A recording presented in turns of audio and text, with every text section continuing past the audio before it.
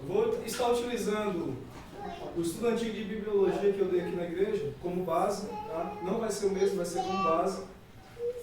Tem muitas coisas novas que eu quero trazer para a igreja, muitas coisas para acrescentar a esse estudo de bibliologia. Porém, antes de começarmos o estudo, eu queria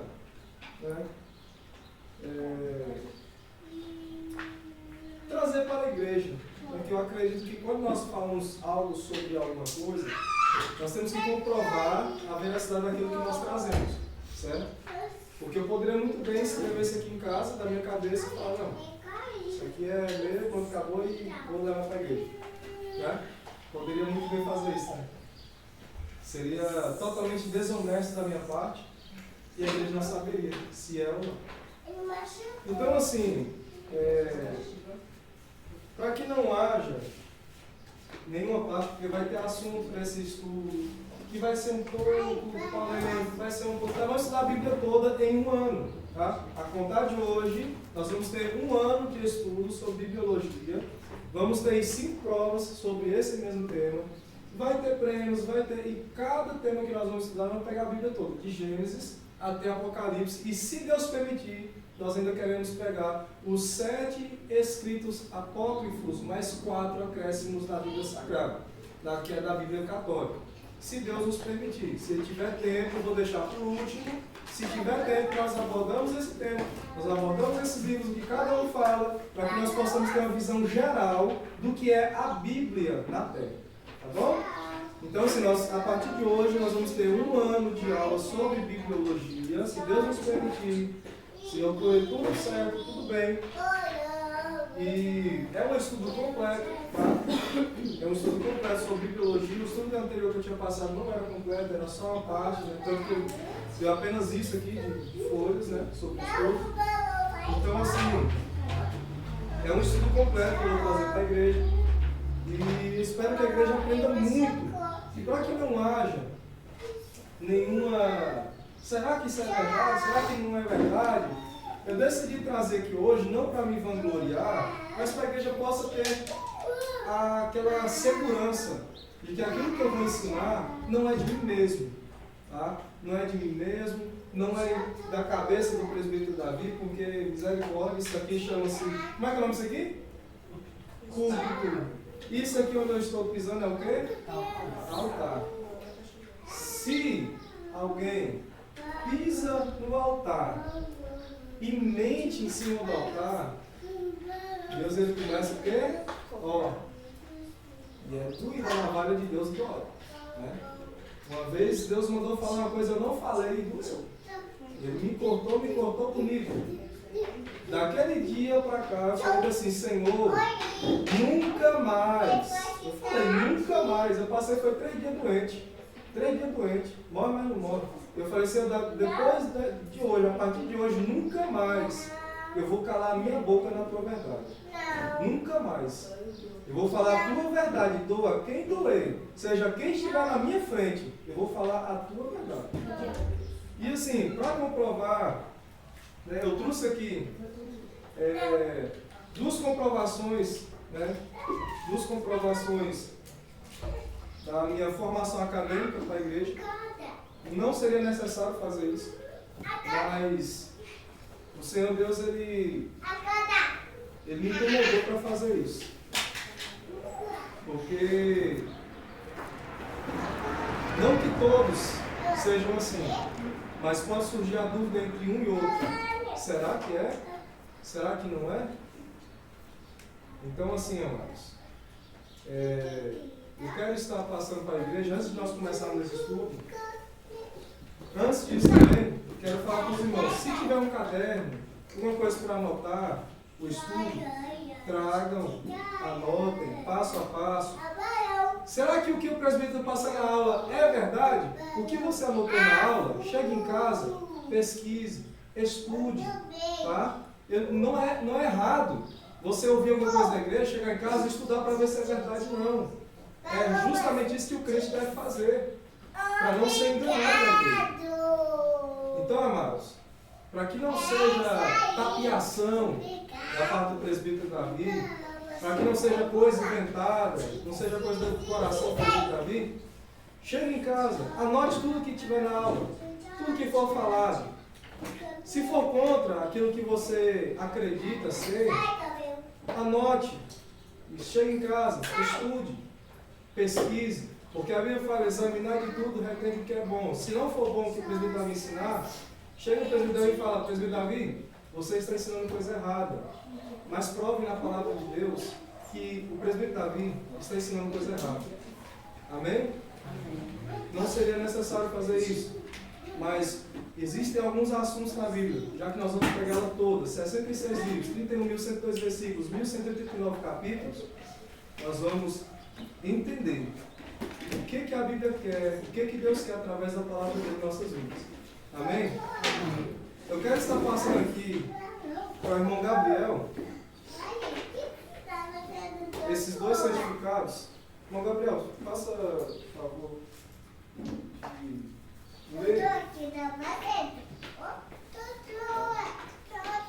eu quero que o irmão Gabriel leia tudo que tiver no certificado, tanto esse quanto outro, em voz alta para ele.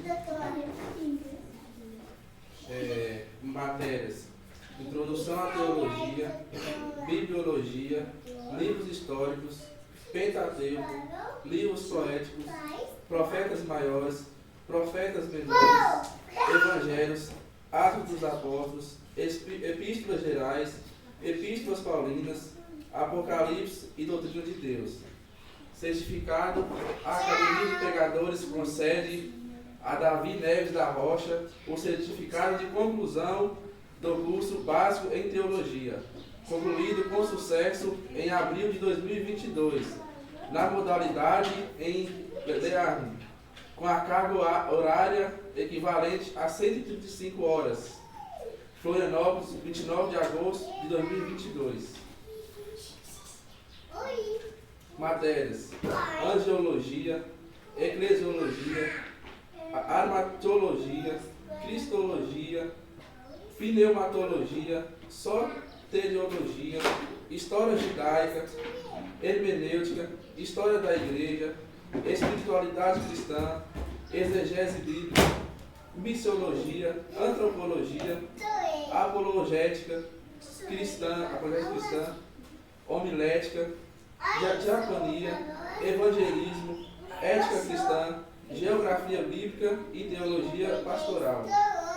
A Academia de Pregadores concede a Davi Neves da Rocha o certificado de conclusão do curso médio em Teologia, concluído com sucesso em agosto de 2022, na modalidade em e-learning, com carga horária equivalente a 170 horas. Florianópolis, 29 de agosto de 2022. Assinatura, e a assinatura aí por baixo. Assinatura: Dr. Moisés Martins, diretor administrativo. Amém. Deus abençoe você. Amém. Amém, irmãos. Então, assim, pastor Moisés, quem não sabe quem é ele aí, depois pesquisa aí, vai saber quem é o pastor Moisés. Né? Então, assim, esses estudos aqui, eles são aceitos em todas as congregações, todos os ministérios de Assembleias de Deus no Brasil inteiro.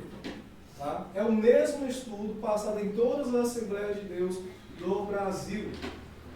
Reconhecido em todas as Assembleias de Deus do Brasil. Para que não venha, é invenção do presbítero, está inventando isso na cabeça.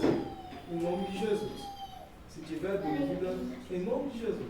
Ou bata de frente do presbítero Davi provando que é ao contrário da Bíblia Sagrada, ou chega em casa e estuda um pouco mais para saber se é verdade ou não. Amém? Mesmo se for bater de frente, procurar não virar uma contenda, né? Não virar uma discórdia, mas sim... Isso, eu acredito que não vai acontecer isso nesse estudo. Porém, nesse estudo, por ser um ano de estudo, por ser um estudo bem amplo, e pegar muitos assuntos dentro, vamos estudar a Bíblia, tá? Vamos estudar a Bíblia. Nada menos do que a Bíblia. É muita coisa. Então, por ser muita coisa, vai chegar uma hora ou outra que alguém vai discordar de alguma coisa. Tá? Então, quando discordar, anote aquela discordância e estude. Chega em casa e fala, vou ver se o Pedro Davi está certo para me ensinar isso. Quero ver se é isso mesmo. Chega lá, pesquisa lá no tio Google, pesquisa, pergunta, vai lá na Bíblia, lê de novo, relê, para ver se é o que é, né? Tá?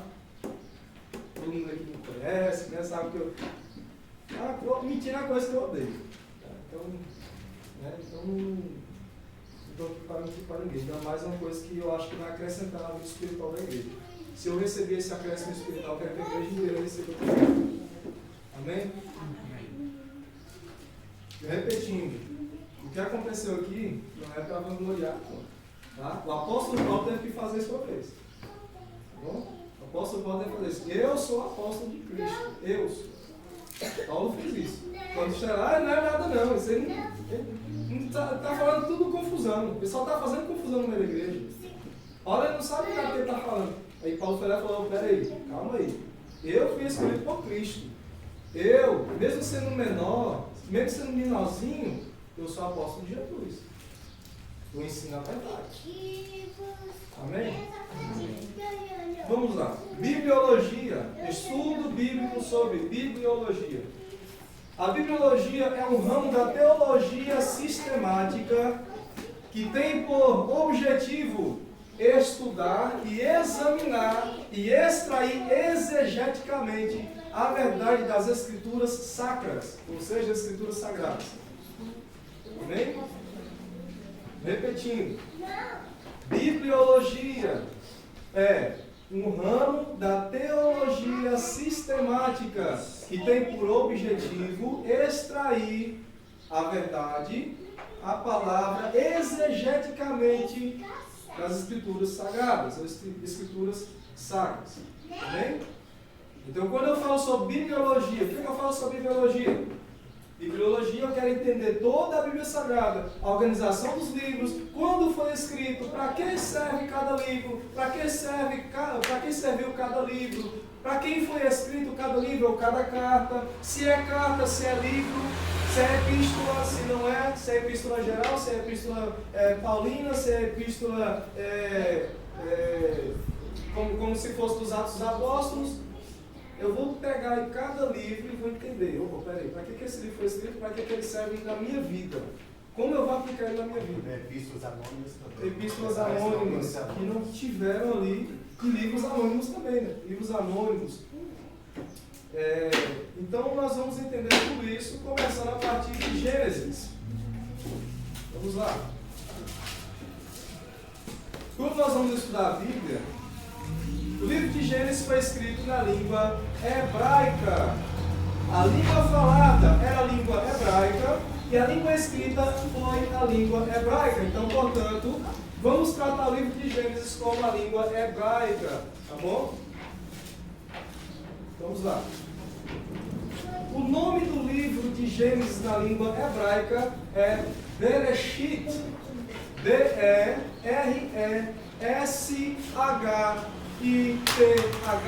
Bereshit. Amém? Pode ser pronunciado também como Bereshit. Bereshit. Tá? Bereshit. Bereshit. Tá? Bereshit. Bereshit. Pode ser pronunciado como Bereshit. Pronúncia Bereshit. Bereshit. Tá? Bereshit.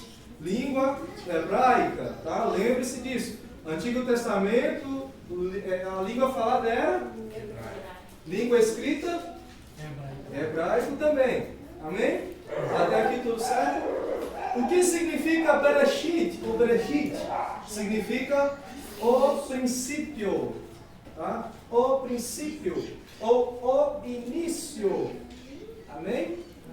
Pode ser também entendido como no princípio, no início. Amém? Então, o princípio ou no princípio, o início ou no início. Ok? Então vamos lá. Vamos entender um pouco. Estou aqui com a Bíblia Peshitta, porém não vou poder aplicar ela agora porque ela é na língua aramaica.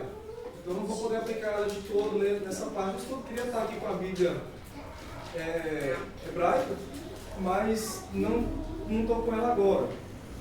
Então nós vamos, apenas na forma didática mesmo, entender Gênesis capítulo 1, a partir do versículo 1. Vamos lá. No princípio, criou Deus os céus e a terra era sem forma e vazia, e havia trevas sobre a face do abismo, o Espírito de Deus se movia sobre a face das águas. Eu peço ao irmão Gabriel, que tem uma proximidade ali na tradução aproximada, se está diferente, se está igual. Pode ler. 1 e 2, né? Isso. No princípio, Deus criou os céus e a terra estava desolada e vazia, e a escuridão estava sobre a face do abismo, e o Espírito de Deus movia sobre a superfície das águas. Eu vou ler aqui na Bíblia Peshita mesmo, ela dá uma aproximada assim, porque ela é aramaico, ela não é hebraico, mas o aramaico ele saiu do hebraico. Então eu vou ler um pouquinho aqui, não é exatamente como está na Bíblia hebraica, no original, mas vai ter uma ideia diferente do que nós temos na língua portuguesa. Tá? Em princípio, ou em Bereshit, criou Deus, ou Elohim, os céus e a terra era o caos e o vazio, e havia trevas sobre a superfície do abismo profundo. O Espírito de Deus incubava sobre a superfície das águas. Isso aqui na tradução aramaica. Tá? No hebraico, há uma pequena mudança. Nós vemos que a terra, no princípio, criou Deus, ou criou Elohim, os céus e a terra. E a terra estava, no hebraico, desolada e vazia. Tá? O que nos traz essa ideia de desolada, vazia, em caos, vazio? Por que esse caos? Por que esse desolado? Por que vazio? Se tudo aquilo que Deus cria é perfeito, se tudo aquilo que Deus cria tem um objetivo certo. Deus ele não é um Deus de dúvida, Ele não cria nada pela metade para ser melhorado depois. Se nós acordássemos e pensássemos, olha, no princípio criou Deus céu da terra, a terra era sem forma vazia. Quando Deus fez a terra estava sem forma. Significa que nós damos a entender que a ciência está certa sobre a teoria do evolucionismo. Que tudo aquilo foi criado por metade e com o tempo foi se evoluindo. Ou seja, ser humano nunca nasceu ser humano. Ser humano nasceu ali uma bactéria, uma célula, e essa célula foi evoluindo até virar um sapinho, um girininho, e aí desse girino cria ali então um réptil, e desse réptil vira um ser humano. Mas entendemos que essa teoria do evolucionismo não tem base bíblica, porém é a base dos pensamentos, raciocínios do homem. Sim, pastor. Mas, Davi, de acordo com o que você tem ensinado aí, acho que não sei se você adiantou um pouquinho para explicar o ponto posterior, mas eu queria fazer essa pequena colocação da palavra que incubava, expressão incubava sobre a face das águas. Algumas pessoas parecem que incubavam as faces das águas. O que quer dizer incubava? A diaconisa Cátia ela poderia até ir à frente e fazer essa explicação melhor, né? Quer dizer, ela trabalha no incubatório, né? Ou seja, transmitia vida. O Espírito Santo sobre as águas transmitia vida, fazia renascer, fazia nascer, produzir vida sobre as águas. Também. Então, incubar significa o Espírito Santo, no versículo 2 de Gênesis 1:2, dava vida, transmitia vida sobre as águas.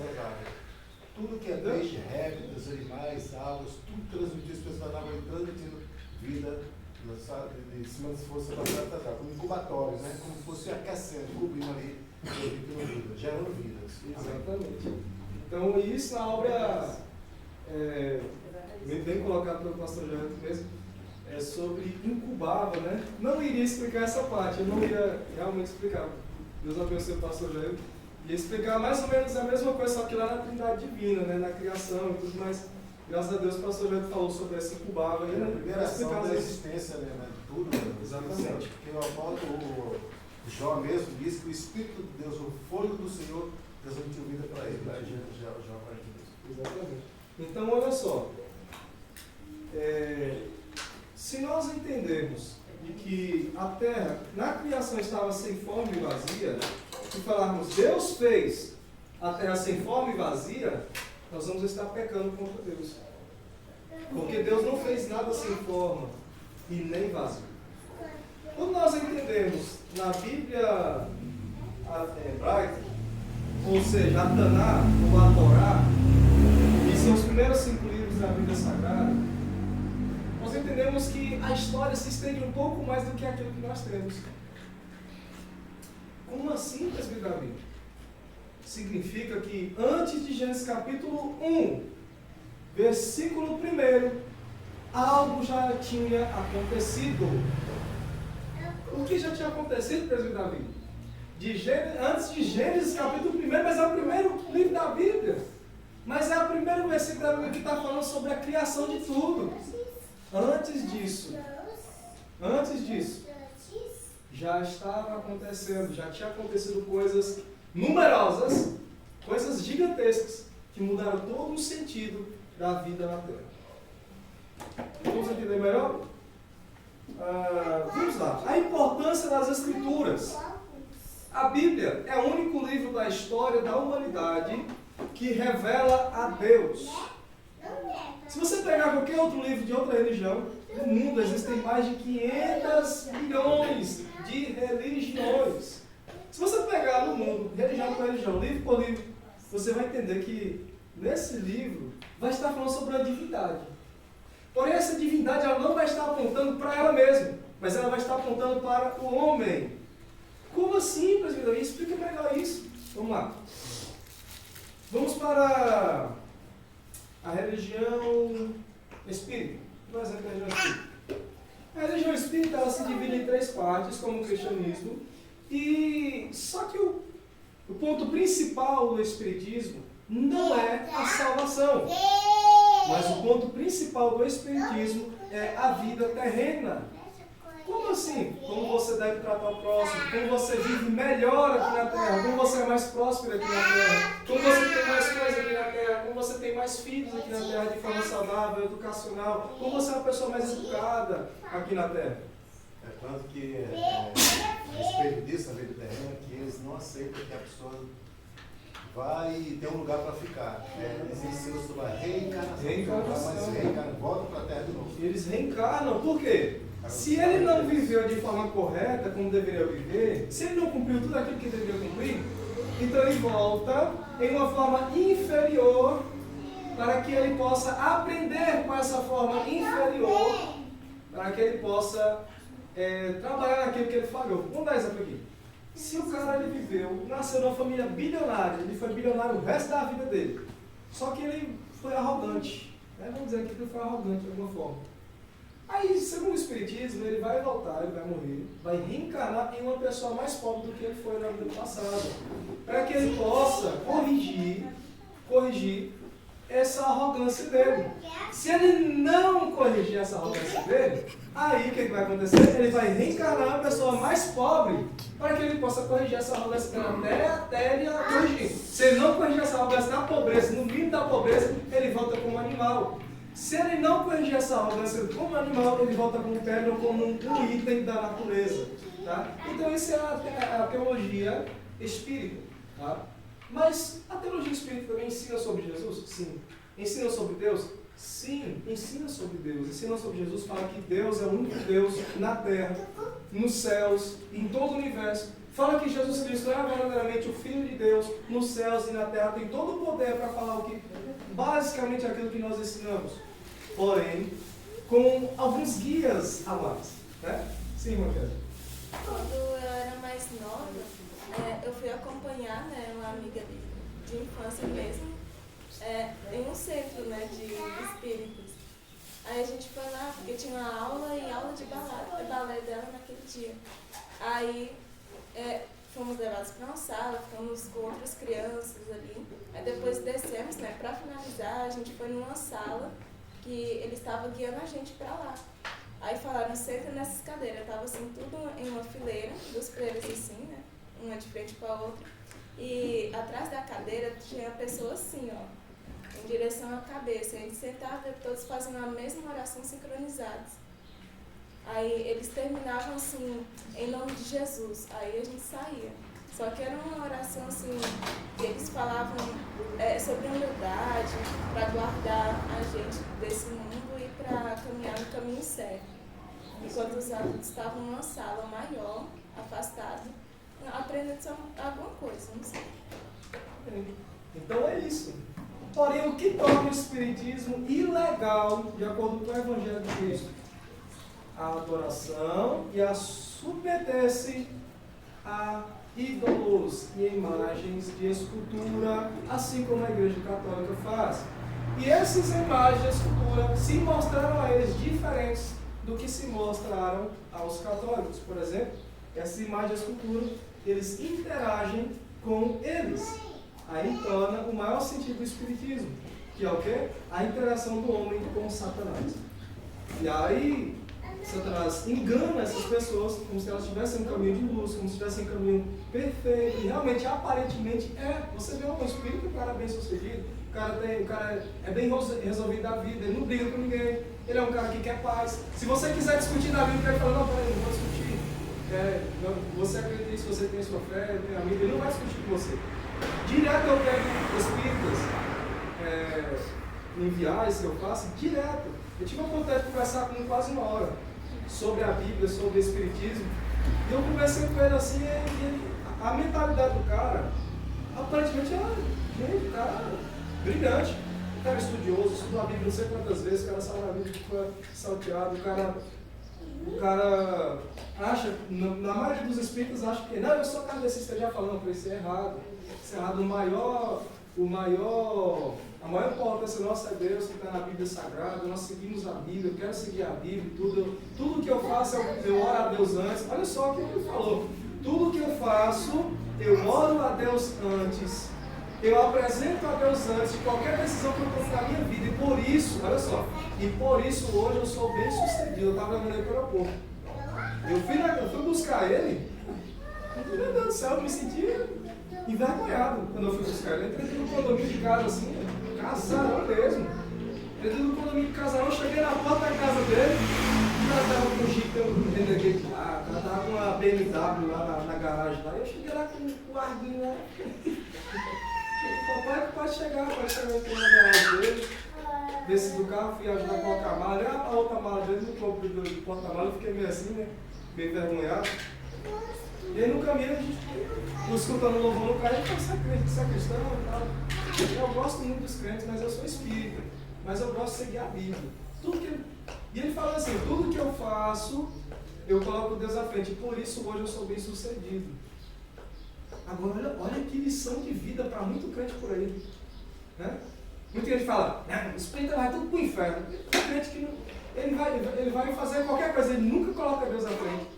Ele nunca fala, Deus é meu escudo, Deus vai à frente, Deus vai estar à frente de tudo, Deus vai tomar conta das minhas decisões, vai tomar conta dos meus caminhos. Qual crente hoje que faz? É raridade você encontrar um crente que faz isso hoje. A maioria dos espíritas se parece mais com cristão do que muitos cristãos. A única coisa que faz com que eles caem é a idolatria. É essa questão do meu guia. Entendeu? A única coisa que afasta eles da luz de Cristo é essa questão. Meus guias. Preto Velho, Exu Caveira, Exu Zé Domingo, Exu Trancoso, Tranca-Rua. Idolatra também o Chico Xavier, né? Chico Xavier para eles foi um médium, né? Para a linha branca de espiritismo, Chico Xavier e Allan Kardec, eles foram médiuns equivalentes que ensinaram as mesmas coisas que Jesus Cristo ensinou, tá? Mas para eles estavam apenas repetindo aquilo que Cristo, assim como eles fazem hoje. Né? Assim como a Igreja Católica canonizou muitos padres, como é que é o nome da mulher que é equivalente a padre? Freiras, né? As madres, né? As madres e as freiras canonizadas, colocaram como santos. Assim também eles fizeram isso. Não vamos entrar agora na religião espírita, mas só para explicar um pouco sobre essa questão da importância do cristianismo e o que a Bíblia prega sobre o judaísmo. Tá? Ou seja, na Bíblia judaica, nós temos a interpretação que algo estava acontecendo antes Antes de Gênesis capítulo 1. O que estava acontecendo, presbítero Davi? Alguém sabe? Queda de luz. A queda de Lúcifer. Mas espera aí, presbítero Davi. Se Lúcifer caiu antes da criação do mundo, ou pelo menos antes de Gênesis capítulo 1, versículo 1, onde foi que ele caiu? Aí que nós vamos para a Bíblia Sagrada, versículo 2. E a terra estava desolada, estava sem forma e estava vazia. Por quê? Com a queda de Lúcifer. O mundo virou um caos. Agora, na nossa Bíblia, nós temos apenas parte disso. E temos que raciocinar e entender de forma lógica e precisa de que isso é a verdade. Por que Deus criou a terra sem forma e vazia? E me explique. Capítulo 3 de Gênesis. O versículo 2 do Gênesis 1. No capítulo 1, versículo 1, Moisés, ele escreveu, né? Diz que Deus no princípio criou os céus e a terra. Ele está resumindo tudo. No princípio Deus criou os céus e a terra. O que é céu? O céu é tudo que existe no céu. O exército celestial, os anjos, querubins, serafins, a miríade de anjos, o exército de Deus, os arcanjos, tudo. Deus criou os céus e a terra, ou seja, as estrelas, os braços, tudo, os planetas acima, nos ares. Né? Os céus e a terra. Ele resumiu os céus. E agora e a terra? Você vê tudo que existe aqui na terra. Tudo. Desde que árvores, frutíferas, sementeias, fontes de águas, né?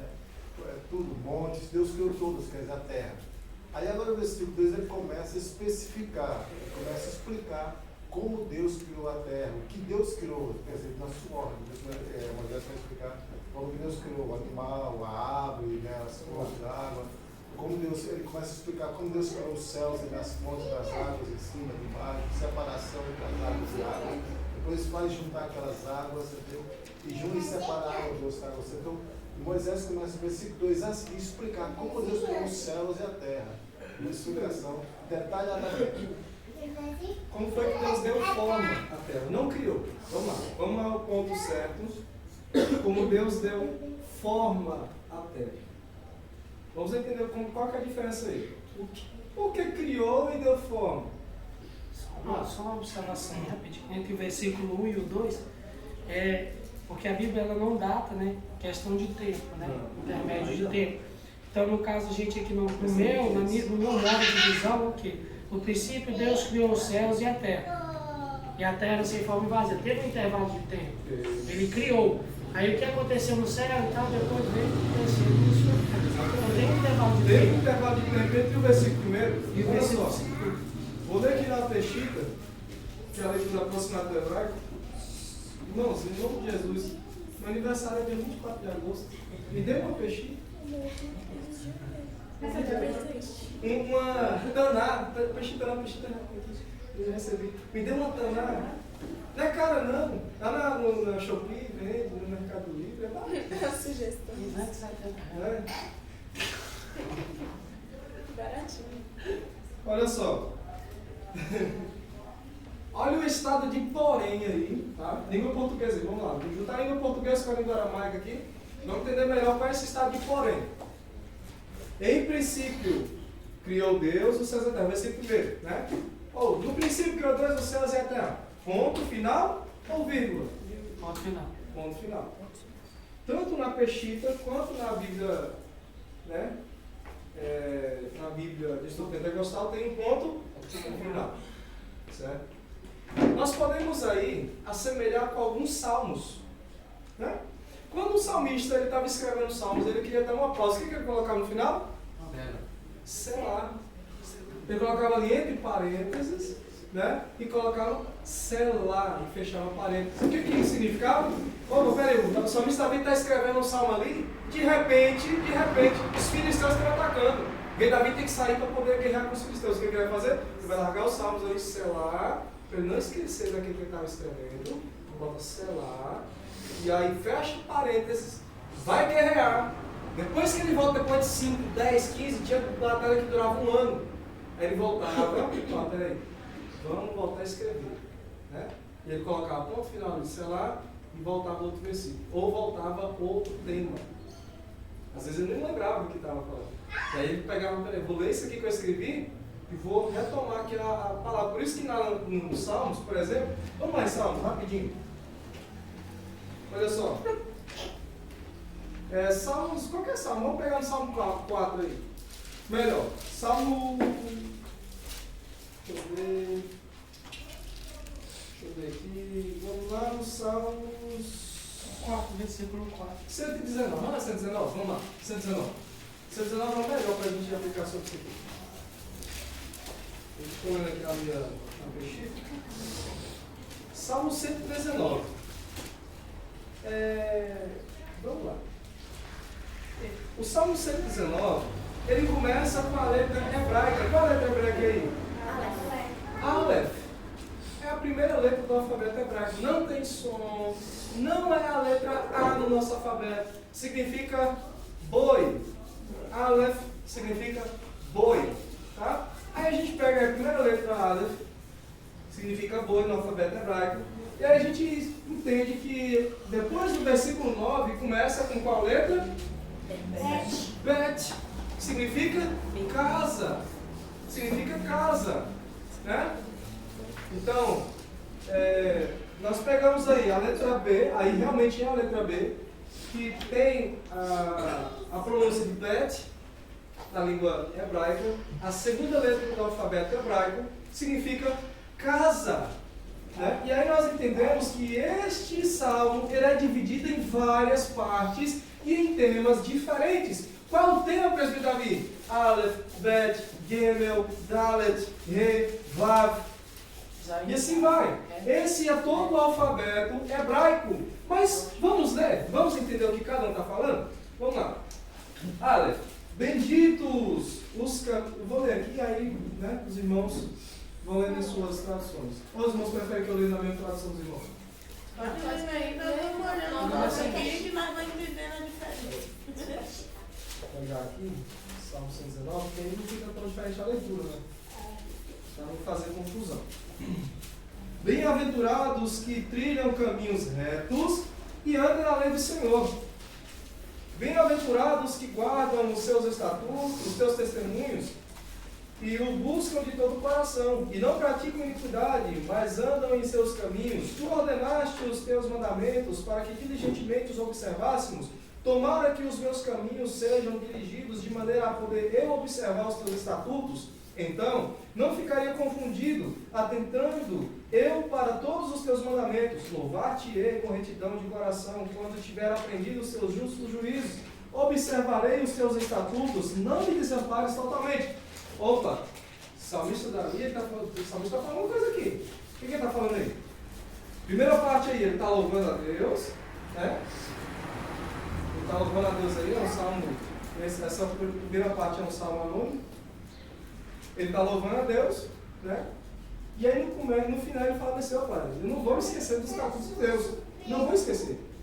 Agora, quando a gente pega no versículo 9 a seguir, ele começa outro tema diferente. Qual é esse tema diferente? Purificação do pecado. Olha só, como purificará o jovem o seu caminho, observando-o conforme a tua palavra. Olha só, primeiro no versículo 1 ao versículo 8, ele dá a entender que a palavra de Deus é a importância extrema na vida daquele que observa a lei de Deus. Tá? Então, olha só, versículo 9 a seguir ele fala, mas como purificará? Como é que, né? Como é que o jovem vai purificar o caminho dele, o pecado dele, aquilo que ele cometeu lá atrás? Né? Os trilhos dele, como é que ele vai ajeitar isso aí?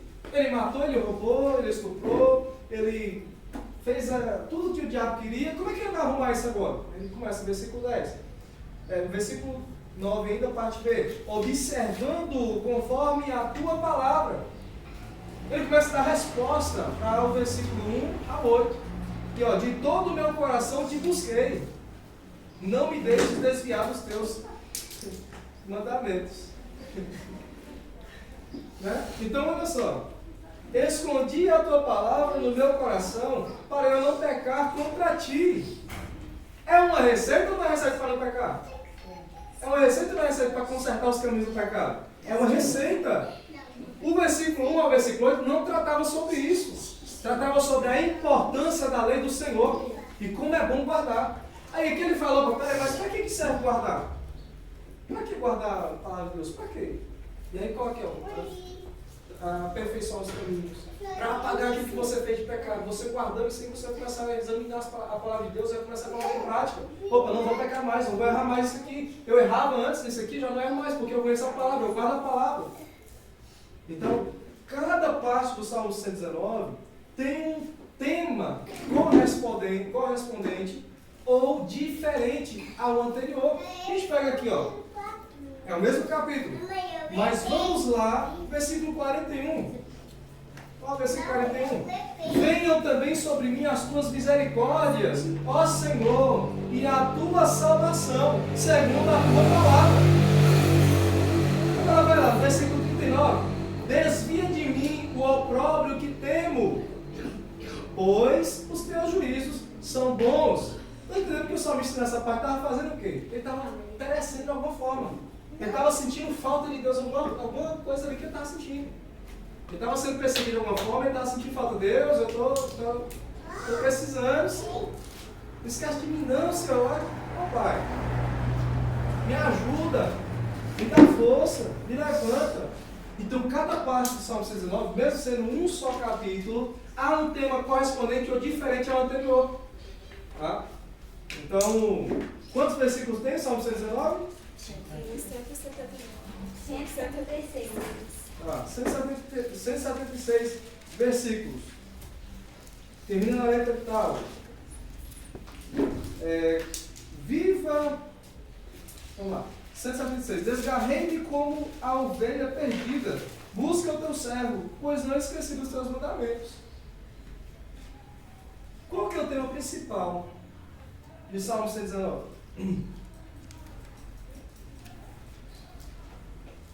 Alguém sabe? Qual que é a importância principal? Qual que é o tema principal de Salmo 119? Os mandamentos. Os mandamentos. A lei do Senhor. A palavra do Senhor é o ponto principal do Salmo 119. Agora, os subtítulos tratam formas de como você vai utilizar esses mandamentos do Senhor em sua vida diária. Tá? Então é muito importante saber essas divisões na Bíblia Sagrada, que existem essas divisões, não é à toa. Não é à toa. E é bom nós compreendermos esses versículos da forma que eles querem expressar a verdade e a lei do Senhor nas nossas vidas. Então, assim, a importância das Escrituras Sagradas. A Bíblia é o único livro da história da humanidade que revela a Deus. Não existe outro. Como eu disse anteriormente, outros livros de outras religiões vão direcionar para o homem, como o homem deve viver melhor. Deu o exemplo do Espiritismo. Porém, a Bíblia, ela nunca direciona para o homem. Nunca. Jamais ela direciona para o homem. Em nenhum versículo direciona para o homem. Mas sempre direciona-se para o reino celestial. Toda a Bíblia Sagrada, ela faz menção dos céus, de uma vida pós-morte, de um arrebatamento, foi trasladado até que não se viu mais, e andou com Deus e já não se viu mais. Isso lá antigamente, tá? No início da Bíblia. Aí no final da Bíblia nós temos o quê? A igreja sendo arrebatada, livrada das mãos da grande serpente, do grande dragão, da grande Babilônia, que estava se embriagando com o sangue dos cristãos, dos santos. Então, de Gênesis ao Apocalipse, nós temos a Bíblia inteira direcionando para o reino celestial, para Deus. O salmista, todos os salmos louvando e exaltando o nome do Senhor Deus. Toda a Bíblia Sagrada exaltando o nome do Senhor Deus.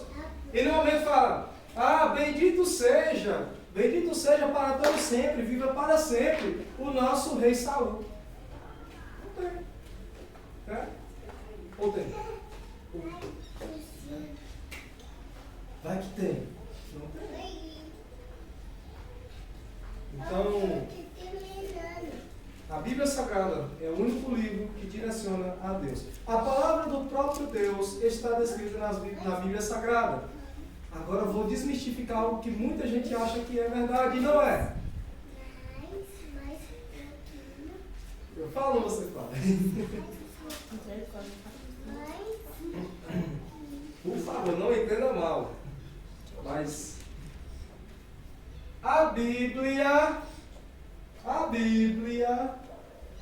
Biblos, originada ali na Babilônia, tá? Não é a palavra de Deus. Jesus. Meu Deus. E agora? Por que a Bíblia não é a palavra de Deus?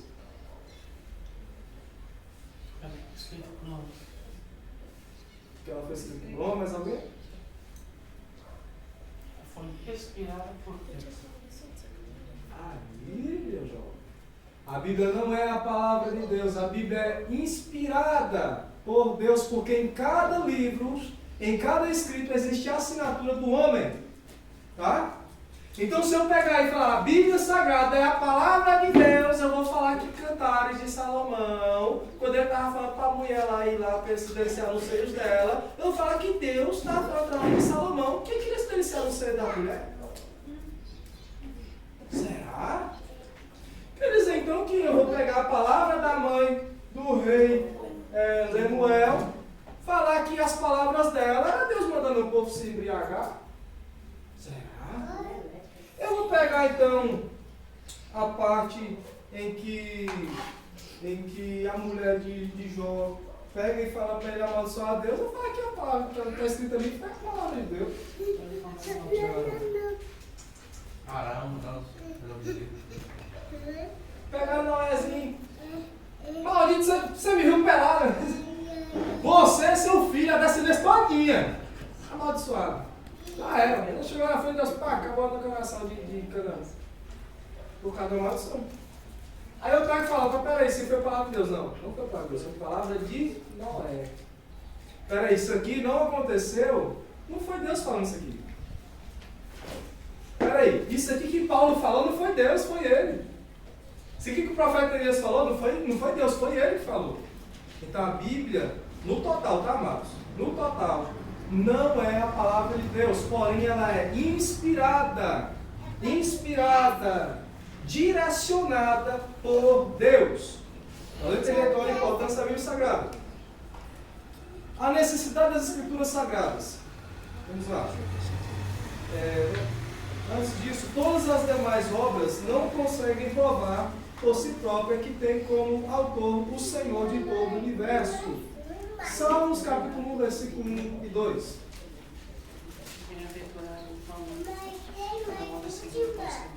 Salmos capítulo 1, versículo 1 e 2. Bem-aventurado o varão que não anda segundo o conselho dos ímpios, nem se detém no caminho dos pecadores, nem se assenta na roda dos escarnecedores. Antes tem seu prazer na lei do Senhor, e na sua lei medita de dia e de noite. Olha que interessante. Isso aqui é a palavra de Deus? Versículo 1 é Deus que está falando?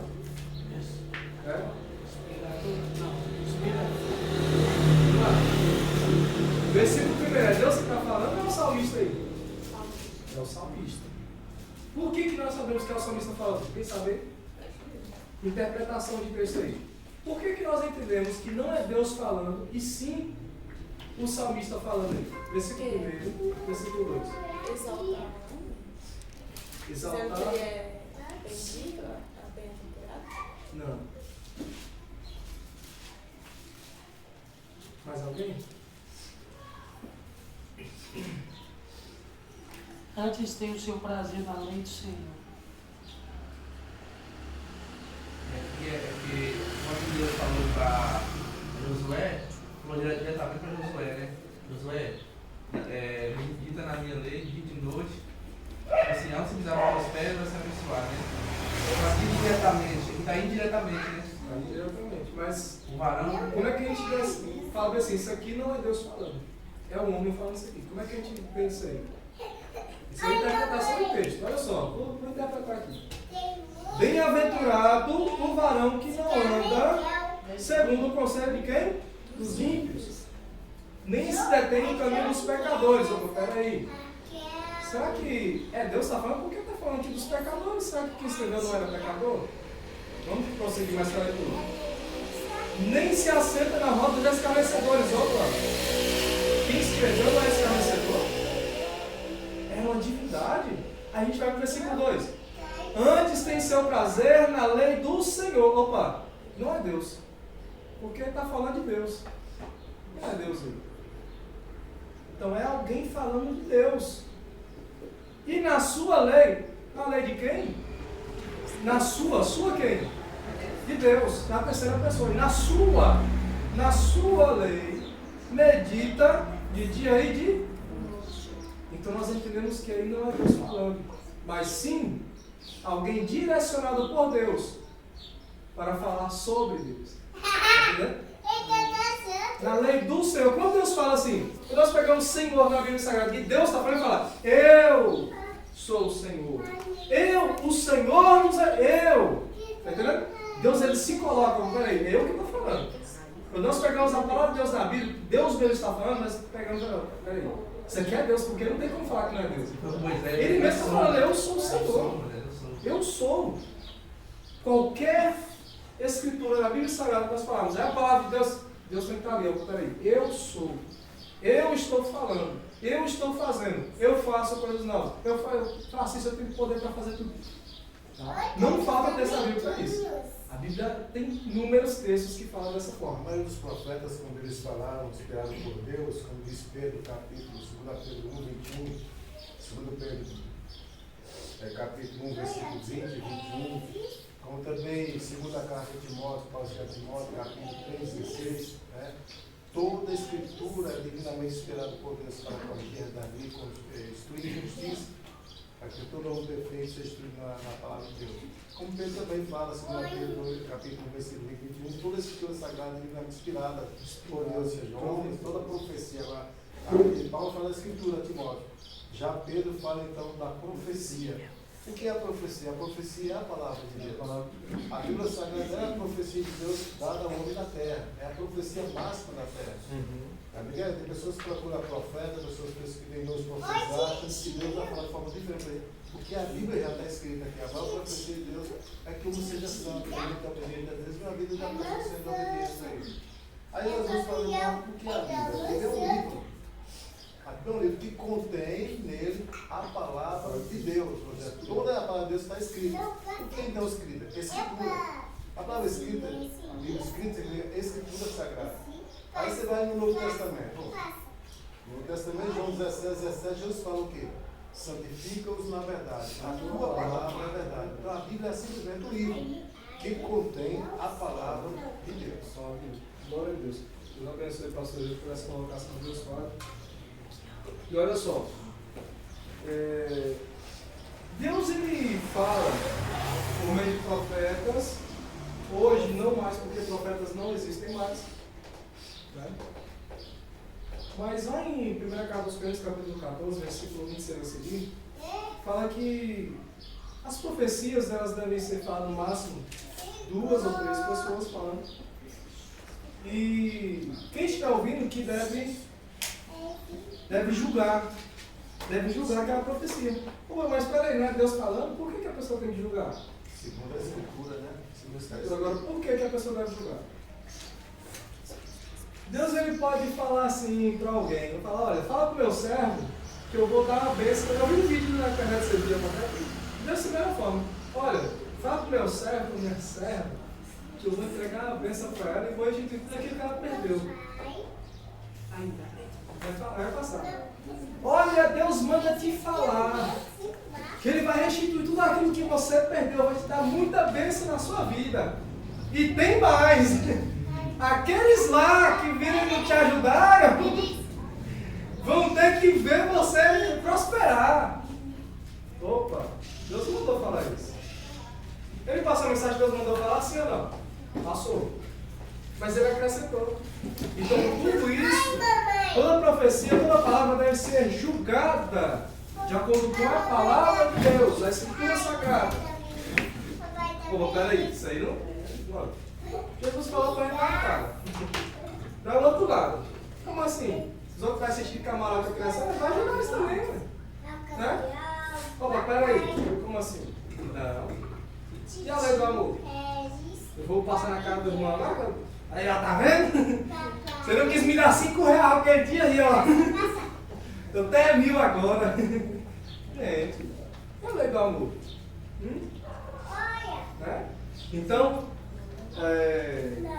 toda a profecia, toda a escritura sagrada, ela deve ser examinada. Examinar de tudo, retém o que é bom. Tá? A Bíblia só tem coisa boa. Não. Dedinho. A Bíblia ensina a matar. A Bíblia tem cenas de crimes horripilantes, horríveis. Tem prostituição na Bíblia. Tem o que mais? Tem o quê? Bebedices na Bíblia Sagrada. Meu Deus, está na Bíblia, vamos fazer. Nossa, isso aqui, Gênesis 45.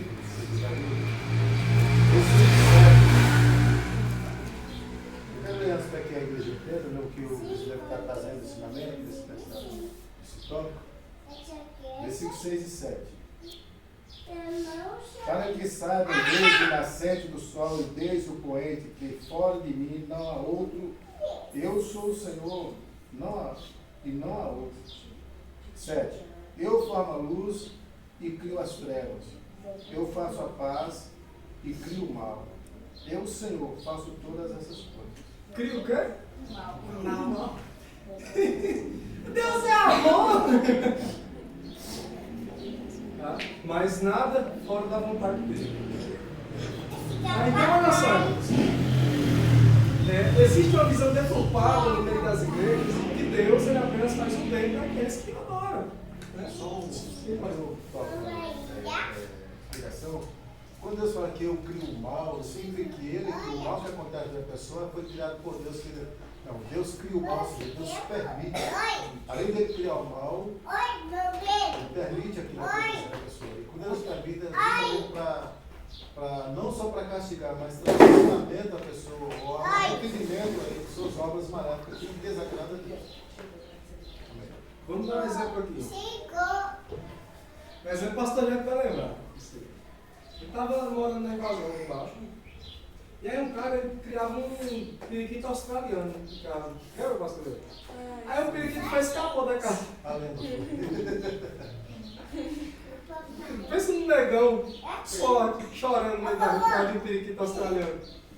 O bichinho escapuliu e sentou no fio. De repente veio um gavião e pegou e saiu levando o periquito. Não, chegou lá no fio da estrada, da divisão entre a casa minha e dele, né? Aí ele veio para pegar o periquito e voou lá do outro lado, né? Quando voou, o bicho pegou.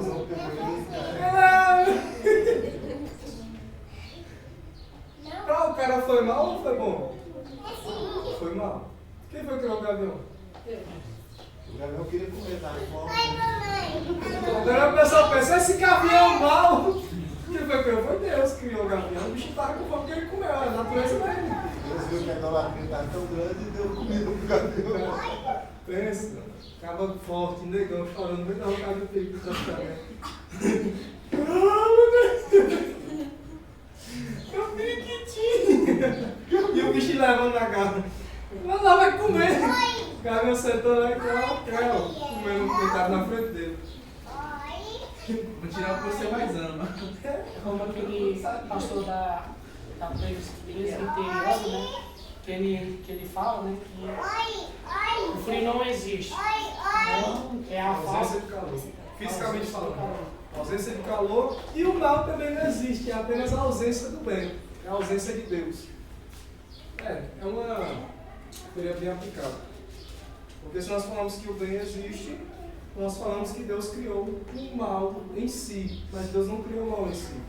Apenas o mal teve a ausência de Deus, que é o bem. Então ficou mal. Né? A gente pega aí um peixe, tira ele da água e morre. Se a gente pega um homem e tira de Deus, ele vai morrer aos poucos. Ele pega uma florzinha, arranca da terra, ela vai fazer o quê? Ela vai murchar. Até ela morrer, secar e acabou. Por isso que eu sou contra. Isso é coisa minha, viu? Sou contra os irmãos dar a florzinha para as irmãs. Tem uma flor. Hoje tem outro significado. Nosso significado original era morra como essa flor. Murcha como essa flor. Aqui no versículo, Eu cheguei em casa, já estava dentro do vaso da. a exemplo do nosso irmão Diácono Raimundo fez essa colocação, Isaías 44, versículo 25, né? 44, versículo 25, fez a colocação do Diácono Raimundo. Eis que desfaço os sinais dos inventores de mentira, e enlouqueço os adivinhos, que faço tornar atrás os sábios e transtorno a ciência deles. Deus é para quem quer. A gente não pode assim, pô, peraí, Deus não faz isso não. Gente, tem todo o poder. Vai falar que Deus não pode fazer isso? Deus pode todas as coisas. Ele criou. Esse livro cientista quer dizer, é explicar o que é o vento, o que é calor, o que é frio. Sendo que Deus está querendo explicar na ciência deles, no conhecimento deles. Sem conhecer Deus, que ele pode mudar o vento, pode mudar o frio, o calor, pode dar calor e ao mesmo tempo calor e chuva, e ele não consegue explicar isso. A questão é, por exemplo, existir ou não existir? A única coisa que existe são polos positivos. Tá? O que é polo positivo? O que é a ciência aí? A irmã Kézia aí gosta de ciência, está mais bem estudada aí do que eu. O que é polo positivo aí na ciência? Os polos positivos. Polos? Os polos positivos. Vamos dar um exemplo aqui. Vamos dar um exemplo. Uma bateria de carro. Vamos dar um exemplo. Bateria de carro. Por que bateria? Para você não tomar choque, você vai desconectar o quê? Fio negativo ou positivo? Positivo. Positivo. Por quê? Negativo, só de corrente. Exato. Porque ele é o quê? Só transpassa a corrente. Isso mesmo. Agora eu pego lá e deixo o positivo conectado. Vou mexer agora que vou estar seguro. Tira só o negativo. Pum! Vai parar 3 metros de distância. Ai meu Deus! O coração sai, mas não sai da boca. Por quê? Porque aquilo que é negativo não faz diferença. Mas como assim? Quando está abaixo de 0 graus faz a diferença enorme. Por quê? A ausência de algo. Tá? A ausência de algo. Se eu pego um 0 e coloco ele à esquerda, qualquer um vai adiantar alguma coisa? Vai? Não. Por isso que tem aquele ditado, seu 0 à esquerda. Você não acrescenta em nada. Você não muda nada. Entendeu? Tudo negativo, né? É claro que não se aplica a tudo, tá? Estou falando no meio da ciência, tá bom? Porque é negativo, não há diferença, não causa diferença sem que o positivo esteja presente. Não há diferença. Tá? Então, olha só. O que eu quero falar aqui? Quando fala o frio é a ausência de calor, o frio não existe, nós sentimos o frio. Meu Deus, o cara é doido falar que o frio não existe. Eu estou sentindo aqui, estou morrendo de frio. Peraí. Você está sentindo a ausência do calor. O nosso corpo é frio ou é quente? Quente. Nosso sangue é quente ou é frio? Quente. E o sangue dos animais que tem sangue frio, como é que é? Quente ou é frio? É quente. Você pega uma cobra, acaba de matar, derrama o sangue assim no braço, você sentiu o sangue quente.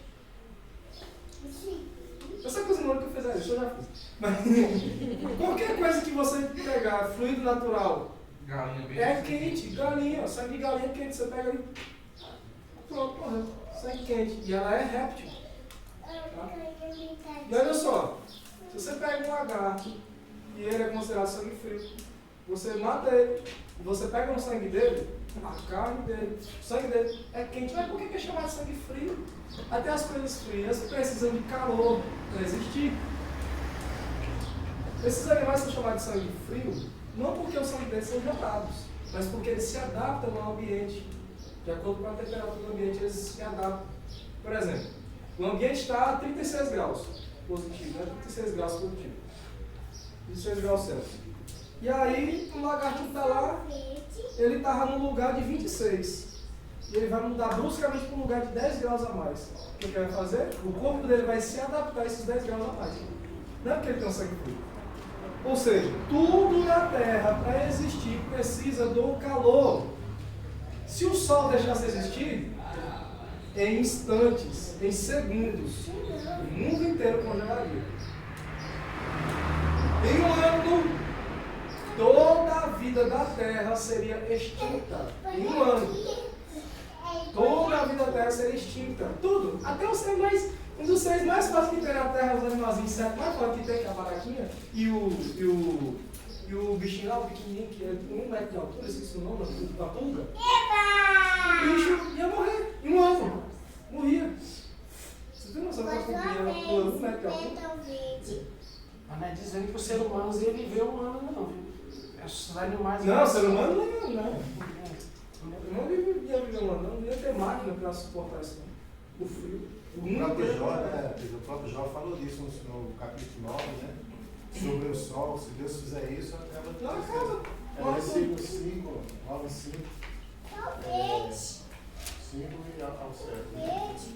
Ele é o que transporta as montanhas sem que o sintam, e que no seu furor as transtorna, o que remove a terra do seu lugar e as árvores e as suas colunas estremecem, o que fala ao sol e ele não sai, e cela as estrelas, e sozinho estende os céus e anda sobre os altos do mar, o que faz a Ursa e o Orion e os 7 estrelas e a recâmara do sul, o que faz coisas grandes que se não podem esquadrinhar, maravilhosas tais que não se podem contar. Então, versículo 7, pode dizer assim, que o sol para, não sai, mas aí, né?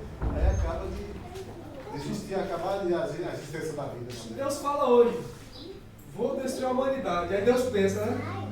Porque tudo para Deus tem um significado. Tá? Deus vai. Deus, não é sem significado, não. Deus, imagine só, Deus pensando nas possibilidades de extinção humana. Deus pensando, eu posso destruir o sol, e eles vão congelar a terra. É só dar o sol não sair. Aí congela o mar, o ser humano que é mais caro do que o mar, que é abundante de água, já congela tudo, cai só os pedaços congelados. E aí imagine só Deus pensando, eu posso Aumentar a temperatura do sol. aumentar a temperatura do sol, causar uma erupção solar, e aí queimar todo mundo, até postar todo mundo. Eu posso aproximar a Terra do Sol mais rápido, porque nós estamos nos aproximando todos os dias do Sol. Quem não sabe disso aí, tá? É assim que o mundo vai ser consumido em chamas. Aí o Sagrado, mas isso lá pro final da vida, não vou tratar agora não, tá? Lá pro final, não vou tratar agora. Quando chegar lá no final, nós já estamos Já tá tudo mastigadinho já, tá tudo mastigadinho. Então assim, nós estamos caminhando pro Sol. Agora imagine só Deus falar assim, eu vou queimar todo mundo, vou fazer churrasco de todo mundo agora. Se não era todo mundo. Ou então ele fala, peraí, vou pegar a Lua e vou jogar a Lua na Terra. E quando Deus queria fazer isso, Moisés teve que clamar por nós, né? Não, Senhor! Deus queria queimar tudo, deixa Faça isso não, Senhor. Só queria queimar tudo que está na terra. Agora pense só. O poder que Deus tem sobre toda a criação. Ele é o Criador. Mas ele fala que Deus é o Criador, não é à toa não, gente. É porque ele pode mesmo. E a Bíblia não manda a gente respeitar Deus, não. A Bíblia não manda você respeitar a Deus. Não manda. A Bíblia manda você temer. Temer a Deus. Você não vai temer a homem, não. Que não pode fazer nada com você. Só pode matar o corpo. Temer antes ao seu Criador. Que ele pode pegar o corpo, pode pegar a alma, pode matar a alma, pode jogar lá no inferno, lá, pode jogar lá no lago de fogo. E esse temor não é ser que é ter medo de Deus, é a obediência. Obediência por meio do medo mesmo. Senhor da obediência. Você pensa assim. Até o versículo que fala, não lembro qual é em Salmos, né? Que fala assim de temor e tremor a Deus. Temor e Todos tremor. dois no mesmo versículo. Olha, não, senhor, vou errar não. Até os demônios estremecem, né? É, tá o capeta. Os demônios estremecem. Rapaz, Deus fala isso aqui, ó.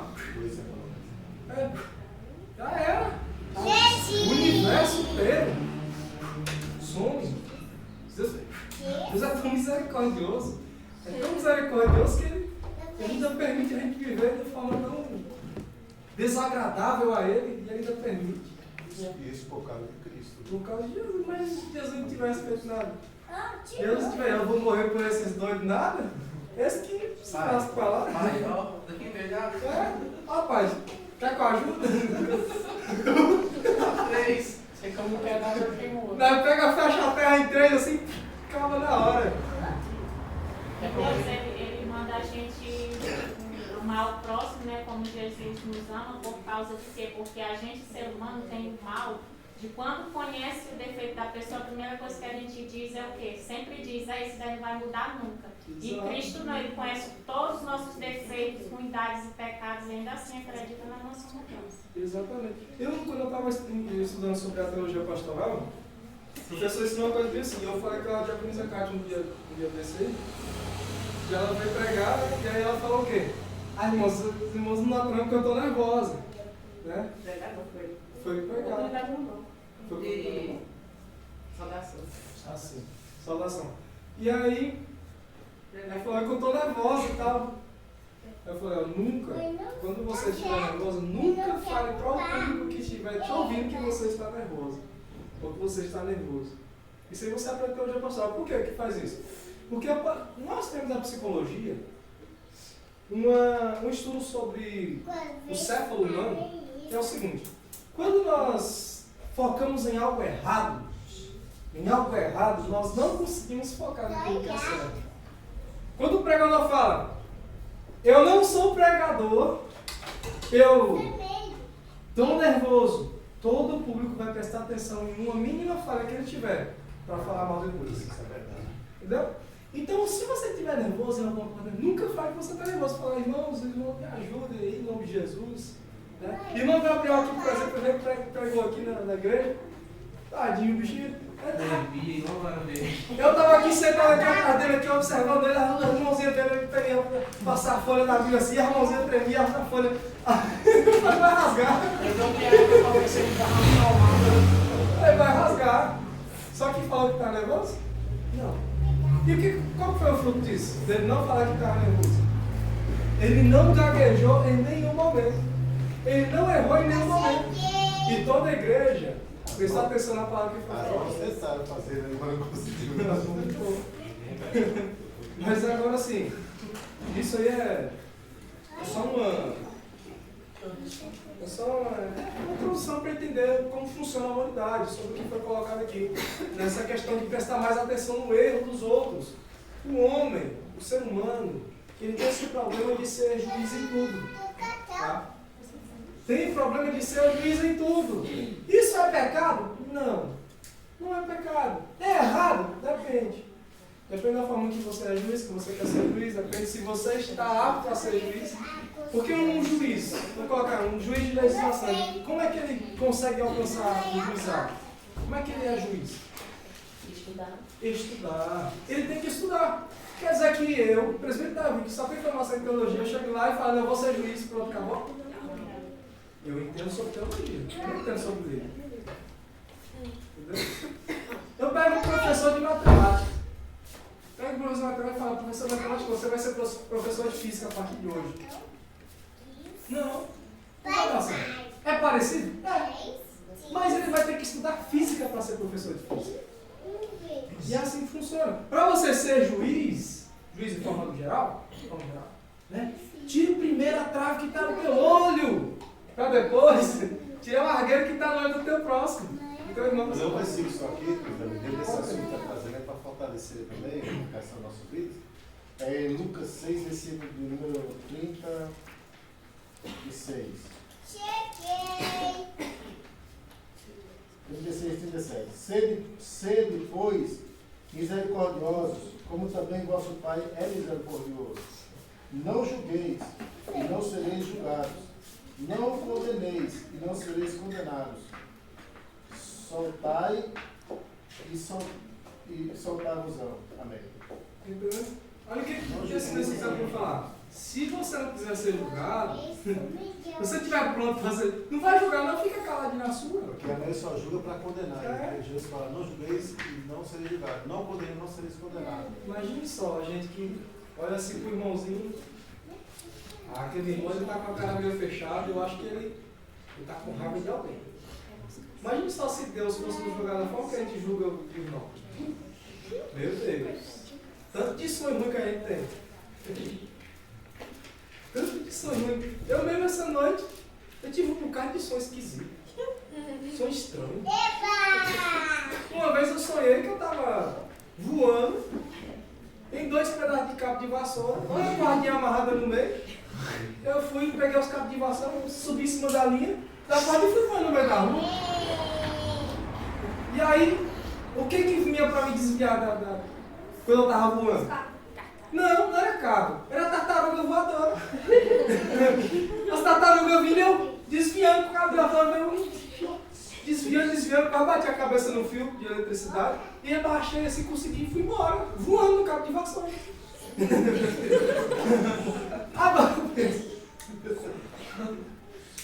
Quando foi depois, quando eu desci do cabo de vassoura, eu fui brigar no sonho. Fui lutar e eu voava no sonho, bati nos outros, quebrava os outros de faca, matava tudo. Agora imagine só se Deus fosse me julgar por esse sonho que eu estava tendo. Você matou foi 10 desses sonhos que você teve. Você agora é digno de fogo do inferno. Imagine só. Aqui em Romanos, né? Meu Deus. Capítulo 2, versículo 2, diz assim, ó, Romanos 2, versículo 2. Portanto, és inexcusável quando julgas, ó homem, quem quer que seja, porque te condenas a ti mesmo naquilo em que julgas a outro, pois tu que julgas faz o mesmo. E bem sabemos que o juízo de Deus é segundo a verdade sobre os que tais coisas fazem. É isso aí. Ou seja, tu vai apontar o dedo pro irmão, ou se ele aponta no teu dedo tá podre? Não é assim mesmo. Vai estar com isso, no dia lá, Deus pega nele. Vai pegar. Ei, rapaz. Você que era julgador da igreja. Você que julgava seus irmãos tudo só pela forma que o irmão estava com a cara. Ei, rapaz, hoje tu vai penar na minha mão. Você é juiz, né? Porque imagina Deus falando, eu não tenho esses pecadinhos que tu tem, não. Eu sou santo. Eu posso julgar. É versículo 5, né? Mas segundo a tua dureza e o teu coração impenitente, entesouras ira para ti no dia da ira e da manifestação do juízo de Deus. Tá vendo? Eu acabei de falar. Mas toma cuidado na hora que for julgar o irmãozinho. E é por causa que tem gente que não para e pensa assim, né? A gente vai ter que se colocar no lugar aqui. Eu posso apontar, enquanto eu estou apontando, tem 10 me apontando. 10 me apontando, é um ditado popular, né? Ou seja, se você não está pronto para julgar aquilo ali, se você não faz aquilo ali 100% correto, não julga o teu irmão que faz 90% ou 50%, não faça. Ele manda julgar segundo a reta de justiça de Deus, não o nosso pensamento, o nosso coração. Você fala assim, opa, eu prego a palavra muito bem, eu prego a palavra exegeticamente correta, eu ensino certinho, eu quero que todo mundo ensine como eu. Opa, se você tem domínio sobre isso, se você tem domínio sobre aquilo que você ensina, se você fala a palavra de Deus de acordo com o que a palavra de Deus quer falar, exegeticamente falando, você pode cobrar os irmãos. Cobra sim. Cobra aquele irmãozinho que tem dificuldade em ensinar, cobra aquele irmãozinho que tem dificuldade em pregar, cobra. Ô irmão, tem uma coisinha aqui que você precisa ajustar. Por quê? Porque você tem domínio sobre aquilo. É a mesma coisa de pegar na... Se colocar o lugar de ajudar, se colocar no lugar de ajudar, não fazer um feedback. Vamos colocar aqui o Diácono Raimundo, dá exemplo aqui do Diácono Raimundo. O Diácono Raimundo é pedreiro, né, Diácono? Aí vai pegar um servente, o servente está trabalhando com você e tal, e você fala, ô servente, levanta aquela parede ali para mim. Um exemplo, né? Levanta essa parede para mim. Levanta essa parede para mim. Aí o servente começa a levantar de forma errada. O que você vai fazer? Peraí. Não é assim não, porque dessa forma vai ser melhor e tudo, faça assim, então vai ser bem melhor, vai ser mais proveitoso o serviço, não vai dar trabalho na frente, não é assim?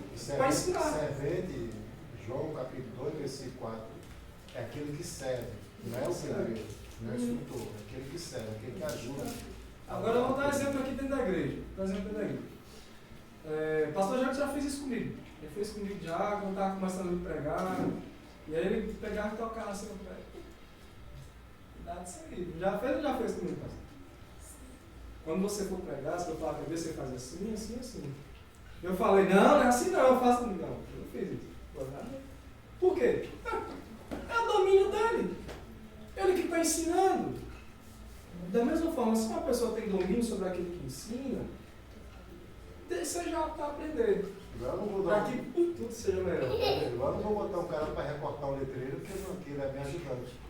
Uhum. Ele vai fazer teste. E mesmo se for colocar para ensinar, mesmo se for colocar, como o senhor já fez comigo também, se for colocar para ensinar para você. Não, peraí, primeiro você faz assim com o pincel, né? Primeiro você coloca de lado assim, para que o pelo do pincel não saia fora da margem da letra. Aí você faz assim, até o final, chega embaixo, você puxa para o lado. Eu aprendi isso aí.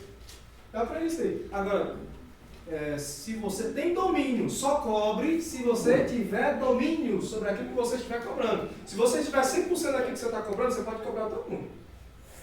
Mas se você falhar uma vez, você pode ter certeza que todo mundo que você cobrou vai vir cobrando você. Ou vai vir apontando. Pera aí, ué, não falou que era assim? Por que ele está fazendo errado agora? Ué, não falou que tinha que ser certinho assim, retinho o pincel? Por que ele está colocando todo? Não, está errado. Entendeu? Então, se você errar naquilo que você julga, você vai ser julgado. E pode ser que o julgamento venha pesado, muito mais pesado do que você julgou. Amém? Então, vamos lá. A necessidade da Escritura Sagrada. Depois a gente vai voltar lá em Gênesis, tá? Depois a gente vai voltar lá em Gênesis lá, entender direitinho. O que era antes de Gênesis capítulo 1. De antemão já vou adiantar que antes a Bíblia não é clara a respeito disso, mas com muitos assuntos a Bíblia não é clara. O mundo teológico acredita que antes de Lúcifer cair na Terra já tinha uma Terra pronta. Não sabemos como era essa Terra. Se tinha vida ou não.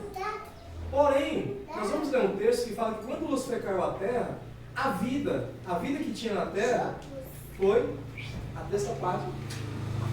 A terça parte das águas, a terça parte dos animais, foi extinta. Depois eu vou chegar lá. Mas de antemão já vou antecipar para a igreja que o mundo teológico acredita, inclusive a teologia pentecostal acredita, que antes de Gênesis capítulo 1, versículo 1, já existia uma terra, mas nós não podemos falar como era essa terra. E que a partir de Gênesis capítulo 1, depois da queda de Lúcifer, Deus reconstruiu ou remodelou a terra, de acordo com Gênesis capítulo 1, versículo a seguir. Mas por que, presbítero Davi? Porque antes de Gênesis capítulo 3, nós não vemos Lúcifer sendo jogado à terra. Só que em Gênesis capítulo 3, Lúcifer já estava tentando a mulher, já estava fazendo o homem cair, ou seja, já estava na terra. E em Gênesis capítulo 1 não tem Lúcifer cair na terra. Em Gênesis capítulo 2 também não tem Lúcifer cair na terra. Ou seja, só pode ter sido antes do capítulo 1 e do capítulo 2. Ok? A gente pode falar, não, antes de Gênesis capítulo 1 já existia dinossauro, já existia animal, já existia isso. Não, eu não posso fazer isso. Eu não posso afirmar. Todo teólogo tem que ser humilde, para reconhecer que nem tudo tem resposta. Reconhecer que a Bíblia não dá resposta para tudo, porque senão tinha que ter a cura para o câncer. Tá? Porque o câncer é antigo. Antigamente foi conhecido como lepra, que era o câncer de pele. Então a Bíblia já tinha que ter a cura para isso. Não tem. Não tem uma fórmula lá que fala, você vai juntar folhinha tal, que você encontra na mata tal, na mata atlântica tal, você pega uma cana de açúcar, você mexe ali tudo e faz um antídoto para câncer. Não existe isso na Bíblia. A Bíblia não tem resposta para tudo, porque se tivesse, nenhum livro do mundo ia caber as palavras da Bíblia. Né? A gente tem esse versículo na Bíblia que fala só sobre as obras de Jesus. Imagina se tivesse resposta para tudo. Imagina aí. Falasse para crente não pode lutar. Você não pode brigar com ninguém. Crente, você não pode. Imagina se fosse assim na Bíblia. Jesus foi lá e foi todo mundo. Né? Toda a sabedoria foi lá, peraí. Amar ao próximo é tu mesmo. Acabou. Você vai brigar com o irmão? Tu ama ele. Tu vai brigar com você mesmo no espelho? Quem já se deu um mundo na cara? Eu já fiz a vez, mas foi sem querer, não foi querendo não. Eu também não. Mas quem vai se dar um mundo na cara aí? Onde vai dar? Não vai. Querendo, ninguém fala um negócio desse não, não é possível. Não é possível não, para se arrebentar mesmo. Até por conta que até o cérebro meu não corresponde, não deixa. Não deixa. Alguém já mostra na história alguém que já morreu, que ele mesmo se estrangulou, se asfixiou, não tem, não existe. Não tem. Pode fazer o teste em casa, pode tentar se matar aqui do lado, não existe. Não tem como, o corpo não deixa, o cérebro não deixa. Você ficar apertando. Só com a corda. Quando começar a faltar o oxigênio, o cérebro vai automaticamente mandar o seu braço soltar. Então vai soltar, mesmo se você querer, vai soltar.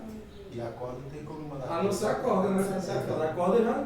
Aí ele quer pegar. Por isso que quando a maioria, quando vai morrer de corda, né? Começa a se estribuchar, porque no começo ele quer. De repente o cérebro fala, não quer mais não. Já era. Já era, morreu. Esse versículo aqui, meus amigos, o que você está trazendo aí, nota, né? Isaías 45, versículo 14 e 18. Diz assim, versículo 12 e 18. Eu fiz a terra e criei nela o homem. Eu o fiz. As minhas mãos estenderam os céus e a todos os seus exércitos dei as minhas ordens. Versículo 18. Porque assim diz o Senhor, que tem criado os céus, o Deus que formou a terra e a fez. Ele a estabeleceu. Não a criou vazia, mas a formou para que fosse habitada. Eu sou o Senhor e não há outro. Deus. Aleluia. Toda a criação dando sua assinatura aí. Opa, fui eu. E a casa não, fui eu. Então, amados, nós vamos encerrar por hoje. Nós encerramos aqui no segundo tópico do estudo. Na verdade, o terceiro, né? Que o primeiro foi explicar o que é a bibliologia dentro da ciência. Na próxima aula, já vou perguntar para os irmãos o que é a bibliologia e em qual ramo da ciência ela se encaixa. Você trouxe no início, né? Bereshit, né? Que significa Gênesis, né? A palavra Bereshit e Gênesis é o mesmo significado, no início. Por que Bereshit? No início. Por que no início? Gênesis. Começo do começo. Lembrando que tem o mesmo significado, porém línguas diferentes. Vamos lá. Bereshit não significa Gênesis, significa no início. Porém, Gênesis vem da língua grega, que significa começo. Tá? Então tem o mesmo significado. No início, no princípio ou começo. Tá bom? Então são línguas diferentes aí. Todas as línguas que nós temos na Bíblia Sagrada são 4 línguas no total. São hebraico, aramaico, grego e latim, sendo falado algumas vezes apenas na Bíblia Sagrada. E essas 4 línguas, uma foi escolhida pelo nosso tradutor, João Ferreira de Almeida, lá no começo lá, para ser a língua principal de escrita, que é o grego. Tá? Então ele juntou o grego, o latim e transformou ali no que nós temos hoje, que é a língua portuguesa. Tá? Então nossa língua portuguesa é uma mistura de várias línguas. Então encerrando hoje aqui o estudo, explicamos hoje sobre o que é a bibliologia, onde ela se encaixa, qual da ciência ela se encaixa. Lembrando que bibliologia é uma ciência, teologia é uma ciência, tá? E se aprimora todos os dias, não é coisa que você aprende hoje, daqui 10 anos vai ser a mesma coisa, não, negativo. A não ser que seja uma pessoa de Deus e falar, não, Deus é Deus, pronto, vai ser daqui eternamente. Mas tem coisas que mudam por ser ciência. Às vezes a pessoa sabe uma coisa hoje, olha aí, Josué viveu há 50 mil anos. Aí daqui a 10 anos, tem uma ciência melhor, um equipamento melhor, que descobre que ele não viveu há 50 anos, ele viveu há 100 mil anos. Tá? Mas não exclui a importância de que ele viveu. Tá? Então assim, a teologia se comporta dessa forma, é uma ciência, e temos que ser aptos a nos adaptar a ela, de acordo com a Bíblia Sagrada. Amém? Então encerramos hoje aqui no terceiro tópico sobre a necessidade das escrituras sagradas. Não chegamos a explicar ele, mas na próxima aula vamos explicar. Lembrando os irmãos, se tiver caderno, tragam. É muito importante. Vai ser um ano de estudo. É um estudo muito grande. E muitos detalhes que eu não quero que vocês esqueçam. Amém? Porque daqui uns dias, né, vai ter irmãos aí ensinando também. Não é verdade? É verdade. É que o maior exemplo da mistura de língua portuguesa é aquele moreninho, não gostei.